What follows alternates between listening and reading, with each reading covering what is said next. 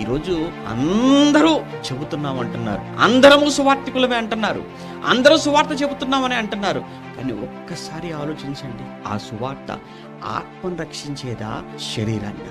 ఆ సువార్త ఈ లోక సంబంధమైనదిగా ఉంటుందా, పరలోక సంబంధమైనదిగా ఉంటుందా? ఒక్కసారి మిమ్మల్ని మీరుగా ఆలోచించుకోండి. మీరు చేసేటువంటి ఆ సహకారం కూడా ఏ విధమైనటువంటి సువార్తకు మీరు సహకారులుగా ఉంటున్నారు? ఆత్మను రక్షించేటువంటి సువార్తనేనా? అది పరలోకానికి నడిపించే సువార్తనేనా, లేదా ఈ శరీరానికి సంబంధించినటువంటి వార్తనా? అది ఎందుకంటే ఈ జీవిత కాలము మట్టుకే మనము గాని ఒకవేళ క్రీస్తునందు నిరీక్షించిన వారమైన ఎడల మనుషులందరికంటే కూడా ఏమన్నాడు? ఈ సువార్త విని ఈ లోకంలో ఏదో గొప్పలు అయిపోదాం అనుకుంటున్నారా? అయితే ఈ జీవిత కాలం మట్టుకే క్రీస్తు నిరీక్షిస్తున్నారు. అది సువార్తనా?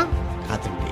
రాబోయే లోకం మీద నిరీక్షణ, రాబోయే లోకం అంటూ ఒకటి ఉందని, ఆ లోకానికి వెళ్ళడానికి ఆత్మగా ఈ శరీరంలో నేను ఉంటుండగానే సిద్ధపడాలన్న ఆలోచన ఆ సువార్త వింటున్నటువంటి వారిలో కలగాలి.